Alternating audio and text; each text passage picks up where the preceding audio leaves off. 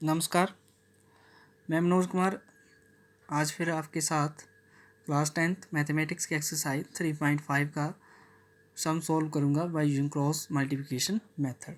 पिछली वीडियो में मैंने आपको एलिमिनेशन मेथड और जो सब्स्टिट्यूशन मेथड है उसके बारे में सिखाया था। तो क्रॉस मल्टीप्लिकेशन मेथड करने से पहले मैं आपको दो चार बातें बताना चाहूँगा। जो इसके स्पेशल केसेस हैं इन तीनों मेथड के लिए वो आपको पता होना चाहिए, ठीक है। जो फर्स्ट केसेस हैं वो है हमारे पास a1/a2 is equal to b1/b2 is not equal to c1/c2, ठीक है।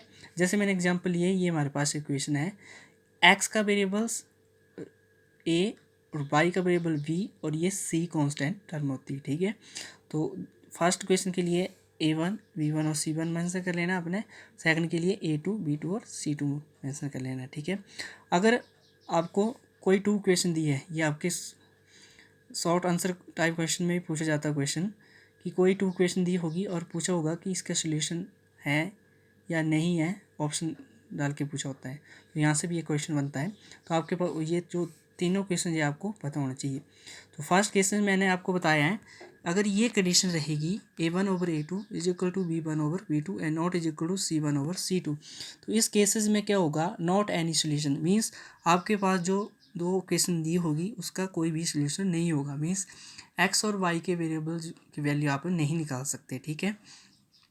सेकंड जो कंडीशन है वो है a1/a2 not is equal to b1/b2 and is equal to c1/c2। अगर ये केसेस होगा आपके पास, तो उस केसेस में क्या होगा, उसका जो है यूनिक सोल्यूशन होगा।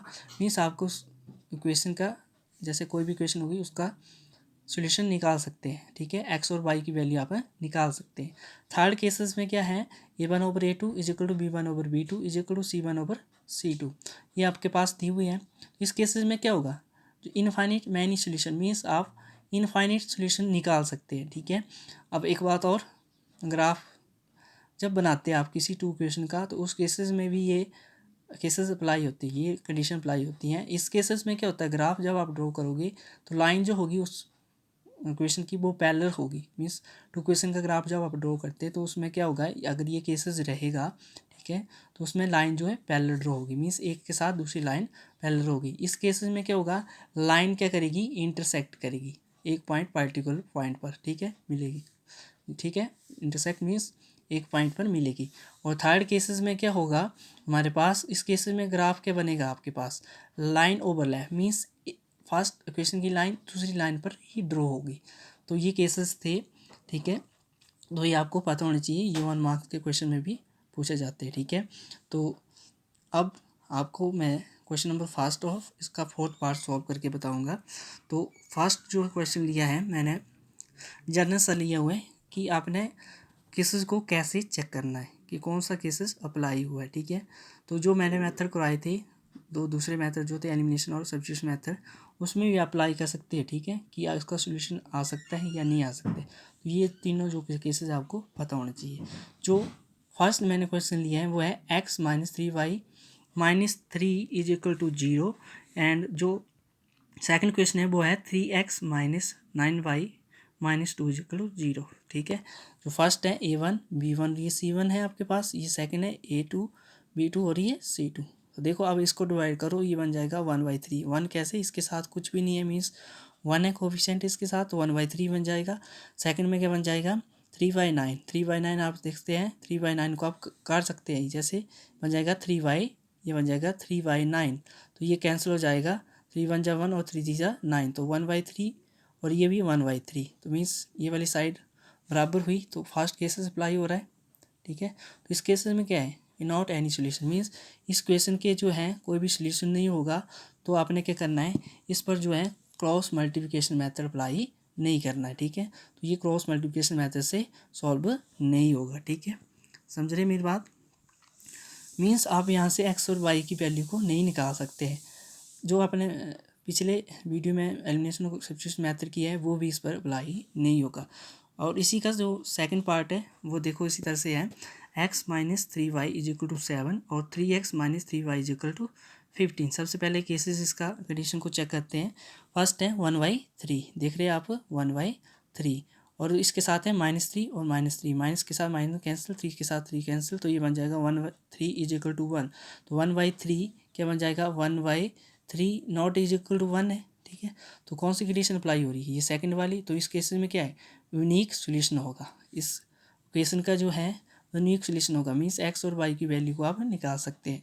तो अब हम क्रॉस मल्टीप्लिकेशन मेथड से इस क्वेश्चन का क्या निकालेंगे, आंसर निकालेंगे, एक्स और वाई वेरिएबल की वैल्यू को निकालेंगे। तो सबसे पहले आपने क्या करना है,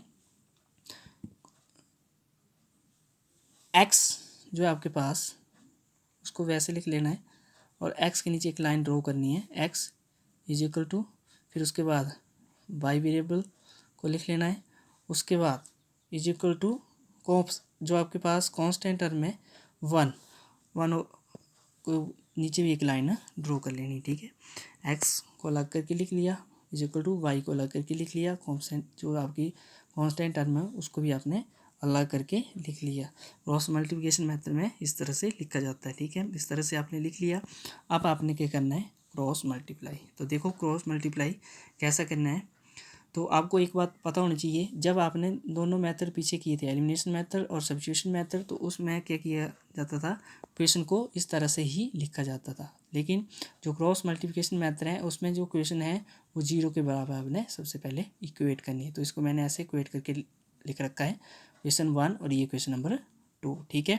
तो इस तरह से आपने क्रॉस मल्टीप्लिकेशन में क्वेश्चन को सबसे पहले लिखना है। अब देखो, जब आपने एक्स के नीचे कुछ वैल्यू को लिखना है, ठीक है, तो आपने क्या करना है, एक्स को हाइड कर लेना है, एक्स को छिपा लेना है, मीन्स एक्स को वैसे ही छिपा लेना है। फिर जो आगे जो टर्म बचती है उसको लिखना है, लेकिन उसके जो कोफिशिएंट है, जैसे वाई का कोफिशिएंट 3 है और वाई का कोफिशिएंट -3 है, तो इसको मल्टीप्लाई करना है, ठीक है।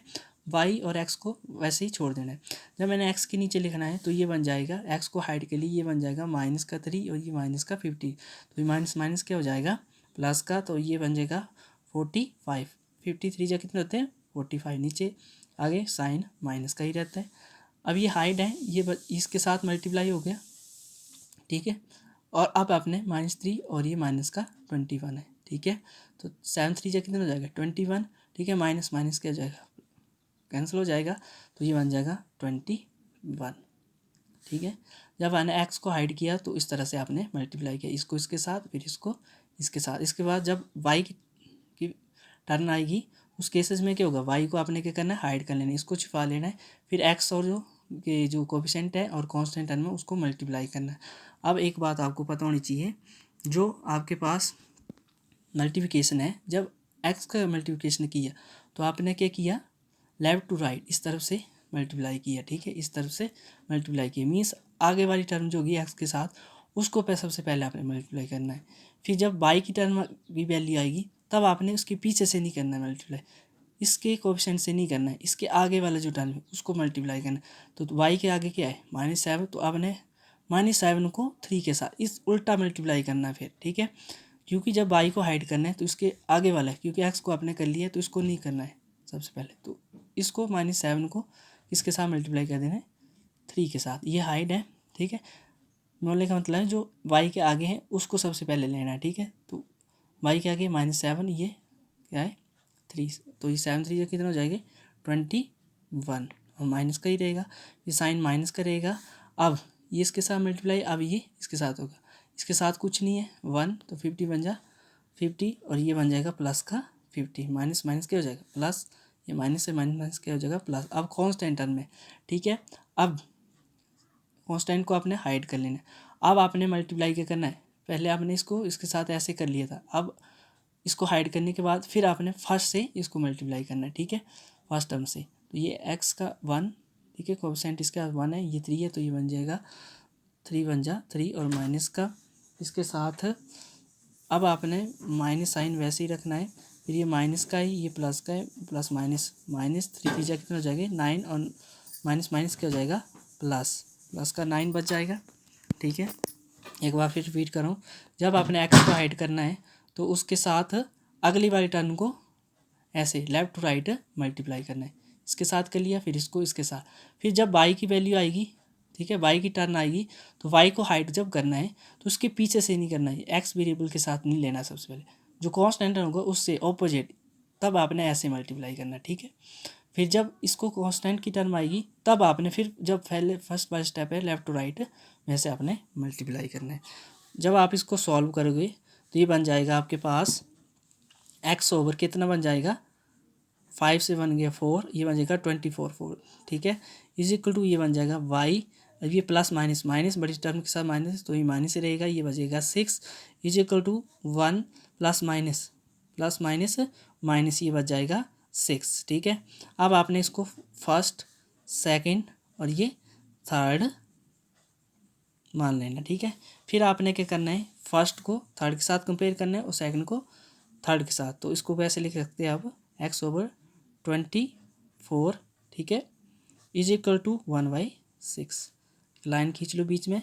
अब आपने सेकंड को minus y over 6 is equal to 1/6 कर लिया, फर्स्ट को थर्ड के साथ फिर सेकंड को थर्ड के साथ। यहाँ से एक्स की वैल्यू कितनी आ जाएगी, एक्स इज इक्वल टू कितना हो जाएगा, इसके साथ मल्टीप्लाई हो जाएगा 6x इज इक्वल टू 24, यहाँ से x की वैल्यू कितनी आ जाएगी 24/6 कितनी आ जाएगी 6 1 जा 1 सॉरी 6 1 जा 6 एंड 6 4 जा 24, तो x की वैल्यू कितनी आ जाएगी 4, कितनी वैल्यू आई x की वैल्यू कितनी आई 4। दूसरी केसेस में क्या होगा, यहाँ से y कितना हो जाएगा, y ये इसके साथ मल्टीप्लाई इसके साथ, यहाँ से 6y ठीक है इज इक्वल टू 6, यहाँ से y की वैल्यू कितनी आ जाएगी -6/6, 6 के साथ 6 कैंसिल हो जाएगा 1 1 बचेगा, y is equal to minus का 1, तो y की वैल्यू कितनी आई -1 ठीक है। तो ये वेरिएबल आपके पास x और y आ चुके हैं, तो ये x की वैल्यू कितनी है 4 और y की वैल्यू कितनी है 1। एक बार रिपीट करूँ, क्रॉस मल्टीप्लिकेशन में कैसे मल्टीप्लाई करना है आपने, जब आपने x को हाइड करना है तो अगली वाली टर्म से लेफ़्ट टू राइट ठीक है, इसके साथ मल्टीप्लाई फिर इसका इसके साथ मल्टीप्लाई ठीक है। उसके बाद तब आपने कैसे मल्टीप्लाई करना है, इसके साथ और इसका इसके साथ। जब y की टर्म की वैल्यू आएगी तो आपने क्या करना है ठीक है, इसके साथ मल्टीप्लाई हो चुके ठीक है। अब आपने क्या करना है 7 को 3 के साथ ऑपोजिट ठीक है, left to sorry right to left, समझ रहे। फर्स्ट स्टेप में अपने left to right, second step में राइट टू लेफ़्ट। जब कांस्टेंट टर्म की वैल्यू आएगी तब उस तरफ से जैसे फर्स्ट किए लेफ़्ट टू राइट वैसे सेम उसी की तरह करना ठीक है। तो ये बन जाएगा आपके पास x की वैल्यू 4 और y की वैल्यू -1 ठीक है। तो ये था आपके पास cross multiplication method. Thank you.